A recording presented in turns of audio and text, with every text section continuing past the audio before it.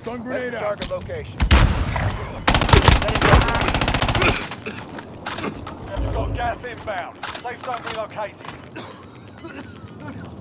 Gas is closing in.